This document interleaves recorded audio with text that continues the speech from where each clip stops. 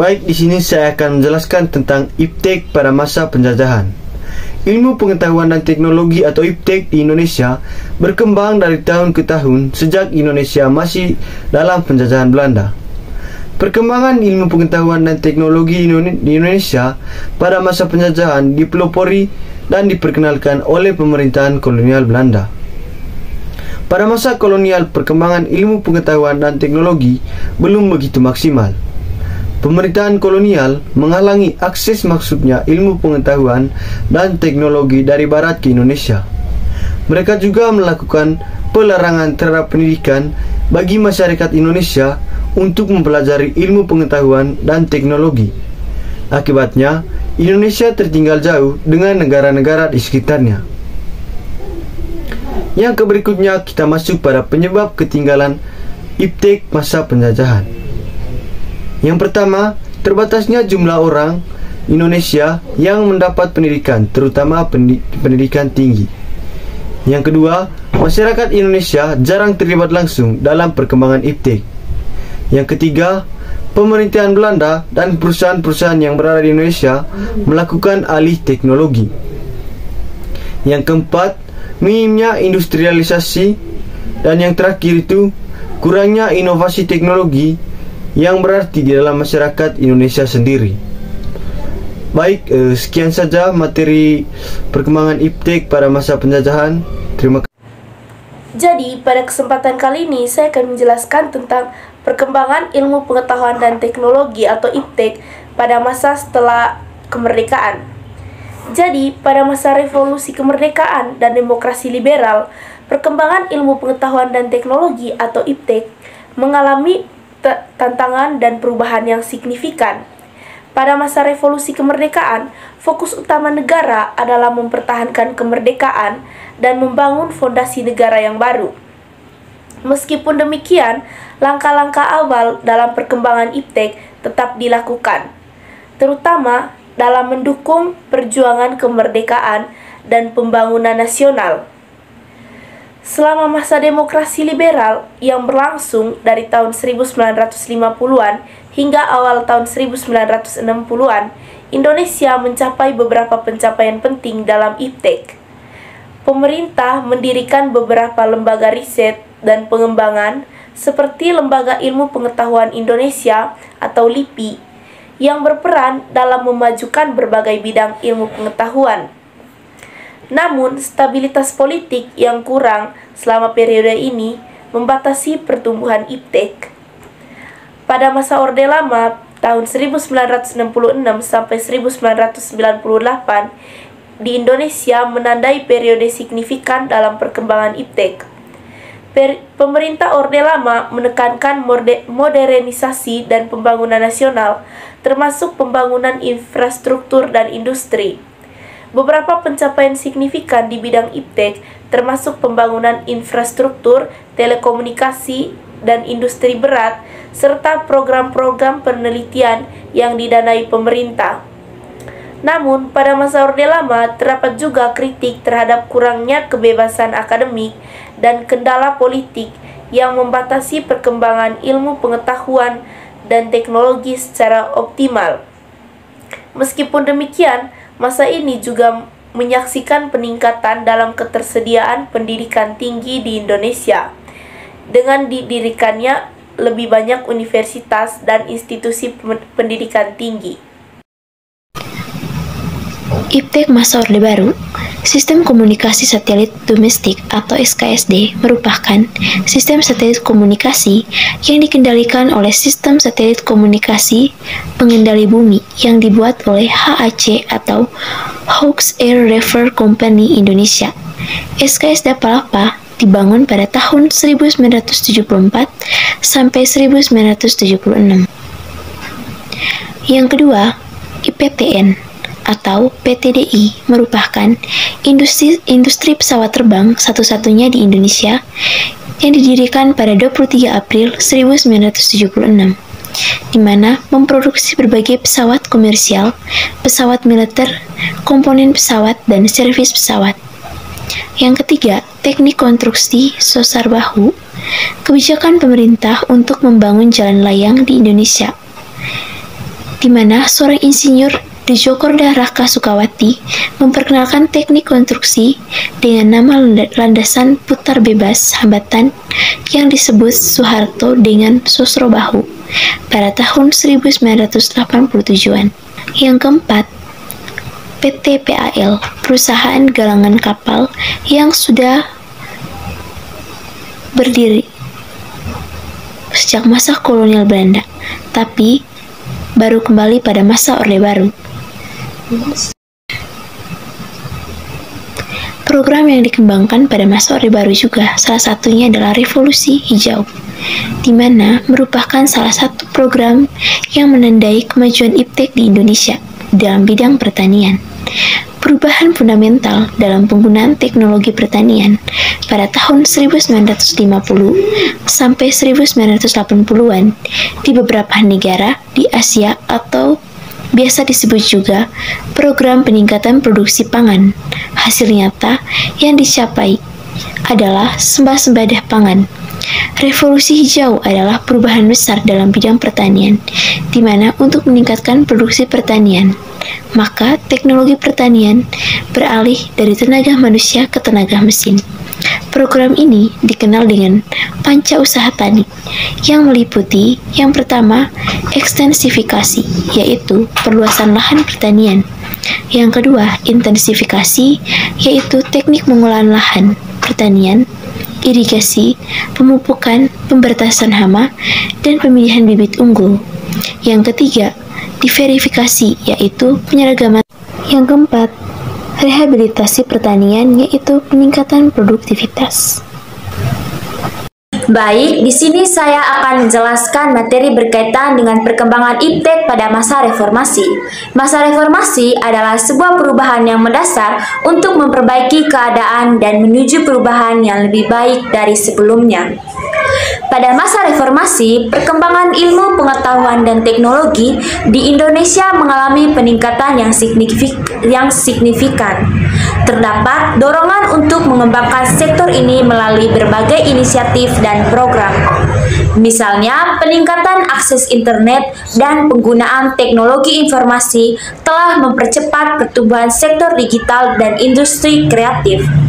Selain itu, peningkatan investasi dalam riset dan pengembangan juga memberikan dampak positif terhadap perkembangan iptek di Indonesia.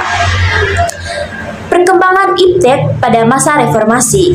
Nah, untuk perkembangan iptek pada masa reformasi di Indonesia yaitu yang pertama, perkembangan ilmu pengetahuan dan teknologi mengalami peningkatan signifikan.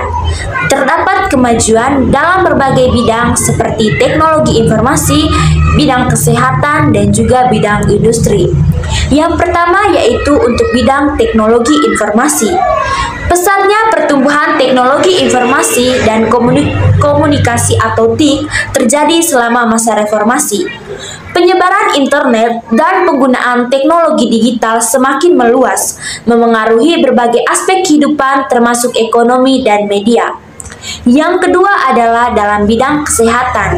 Terdapat peningkatan dalam bidang kesehatan dengan adopsi teknologi canggih dalam diagnosis dan pengobatan. Peningkatan fasilitas kesehatan dan penelitian medis juga menjadi fokus untuk meningkatkan kesejahteraan masyarakat. Nah, yang berikutnya adalah dalam bidang industri. Beberapa sektor industri mengalami perkembangan, terutama dalam hal otomatisasi dan efisiensi produksi. Penelitian dan pengembangan industri juga meningkat untuk menciptakan inovasi baru dan meningkatkan daya saing. Yang berikutnya adalah dalam bidang pendidikan. Penerapan teknologi dalam bidang pendidikan meningkat dengan penggunaan e-learning dan platform digital untuk memfasilitasi pembelajaran. Hal ini mendukung akses pendidikan yang lebih luas. Nah, yang berikutnya adalah dalam bidang energi dan lingkungan. Upaya untuk diversifikasi sumber energi dan perlindungan lingkungan menjadi perhatian dengan peningkatan investasi dalam energi terbarukan dan upaya konservasi sumber daya alam. di mana pentingnya perkembangan iptek dalam konteks reformasi adalah untuk mendukung pertumbuhan ekonomi, kesejahteraan masyarakat, dan guna untuk pembangunan nasional secara keseluruhan. Tentunya, ada beberapa contoh terkait perkembangan iptek pada masa reformasi di Indonesia. Nah, yang pertama dalam teknologi informasi, di mana contohnya itu yaitu pesatnya penggunaan internet dan perkembangan telekomunikasi.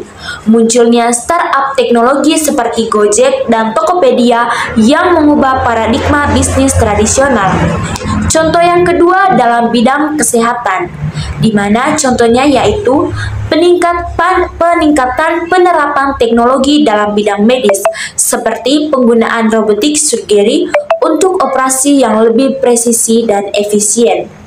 Dalam bidang industri, contohnya yaitu adopsi teknologi otomatisasi dalam sektor manufaktur, seperti penggunaan robot di lini produksi untuk meningkatkan efisiensi dan kualitas produk.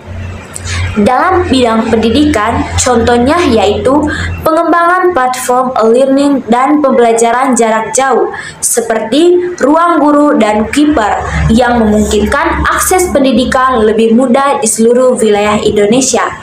Dan yang berikutnya adalah energi dan lingkungan. Untuk contohnya yaitu investasi dalam pengembangan energi terbarukan seperti pembangunan pembangkit listrik tenaga surya dan angin untuk mengurangi ketergantungan pada energi fosil. Nah, setiap contoh yang diterapkan mencerminkan bagaimana perkembangan iptek pada masa reformasi di Indonesia telah memberikan dampak positif pada berbagai sektor di Indonesia, memacu pertumbuhan ekonomi dan peningkatan kualitas hidup masyarakat. Itu saja presentasi singkat dari saya. Sekian dan terima kasih. Semoga bermanfaat. Perkembangan iptek dari masa proklamasi hingga masa reformasi di Indonesia memiliki dampak positif. Di sini, saya akan menjelaskan beberapa dampak positif yang terjadi pada masa proklamasi hingga masa reformasi di Indonesia. Yang pertama, teman-teman, adanya peningkatan kualitas pendidikan. Perkembangan iptek telah berkontribusi pada peningkatan kualitas pendidikan di Indonesia. Adanya kemajuan dalam teknologi pendidikan seperti penggunaan komputer dan internet telah memungkinkan akses informasi dan sumber daya pendidikan yang lebih luas. Hal ini membantu meningkatkan kualitas pembelajaran dan aksesibilitas pendidikan bagi masyarakat. Yang kedua, kemajuan dalam sektor kesehatan. Perkembangan iptek juga telah membawa kemajuan dalam sektor kesehatan di Indonesia. Penemuan dan pengembangan teknologi medis seperti peralatan diagnostik yang canggih dan terapi yang lebih efektif telah meningkatkan diagnosa, pengobatan, dan perawatan pasien. Hal ini berdampak positif pada peningkatan harapan hidup dan kualitas hidup masyarakat. Yang ketiga, perbaikan dalam sektor pertanian. Iptek telah berperan penting dalam meningkatkan produktivitas dan efisiensi sektor pertanian di Indonesia. Penggunaan teknologi pertanian modern seperti irigasi yang efisien, pemulihan tanaman, dan pengendalian hama yang lebih baik telah meningkatkan hasil pertanian dan ketahanan pangan. Ini berdampak positif pada peningkatan pendapatan petani dan kesejahteraan masyarakat pedesaan. Yang keempat, adanya peningkatan konektivitas dan komunikasi. Perkembangan iptek terutama dalam bidang telekomunikasi dan internet telah mengubah cara orang berkomunikasi dan berinteraksi. Akses yang lebih luas ke internet dan media sosial telah memungkinkan pertukaran informasi yang lebih cepat dan mudah, memperkuat konektivitas antar individu dan kelompok. Hal ini juga memfasilitasi kolaborasi, inovasi, dan pertumbuhan ekonomi yang lebih baik. Yang kelima, peningkatan efisiensi dan produktivitas industri. Iptek telah membantu meningkatkan efisiensi dan produktivitas dalam berbagai sektor industri di Indonesia. Penggunaan teknologi otomatis, robotika, dan kecerdasan buatan telah memungkinkan proses produksi yang efisien. Jadi teman-teman, itu saja dampak positif dari masa proklamasi sampai masa reformasi. Halo teman-teman, perkenalkan nama saya Maria Yuskarina Tosivon, saya dari kelas 12 IPS 3. Pada kesempatan kali ini, saya akan menjelaskan materi tentang dampak negatif dari iptek dalam bidang pendidikan, yaitu yang pertama, pelanggaran hak kekayaan intelektual. Seiring dengan perkembangan teknologi informasi, semakin banyak informasi dan ilmu yang tersedia di internet. Namun, hal ini dapat dimanfaatkan secara tidak etis oleh para pelajar dan mahasiswa untuk mengerjakan tugas-tugas mereka. Beberapa pelajar dan mahasiswa yang malas cenderung menyalin informasi dari Google tanpa memparafrasekannya terlebih dahulu. Hal ini dikenal sebagai plagiasi. Dalam dunia pendidikan, plagiasi sangat dilarang. Oleh karena itu, informasi dan ilmu yang diperoleh dari internet harus dipilah dan diparafrasekan terlebih dahulu sebelum digunakan sebagai bahan tugas kuliah atau sekolah. Yang kedua, sarana untuk mencontek. Dalam pembelajaran online, guru tidak dapat mengawasi siswa saat sedang mengerjakan ujian. Siswa dan guru berada di tempat yang berbeda melalui perantara perangkat teknologi dan aplikasi pembelajaran.